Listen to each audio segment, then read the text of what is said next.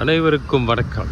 இங்கே சிங்கப்பூரில் early morning என்ன இந்த பதிவோட ஸ்பெஷாலிட்டினா, சிங்கப்பூர் வந்து ஈக்குவட்டோரியல் ரீஜன், அதாவது சென்டர் ஆஃப் தி எர்த்தில் இருக்கிறதால வானத்தில் மேகம் இல்லாமல் பார்க்குறது அபூர்வம். இங்கே பாருங்கள், என்றைக்காவது ஒரு நாள், ஒரு சில நாட்கள் வருடத்தில் கிளியர் ப்ளூ ஸ்கை பாருங்கள்.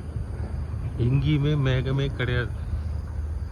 சூரியன் அங்கே இருக்காரு, மேகமே கிடையாது. மேகமே இல்லாமல் கிளியர் ப்ளூ ஸ்கை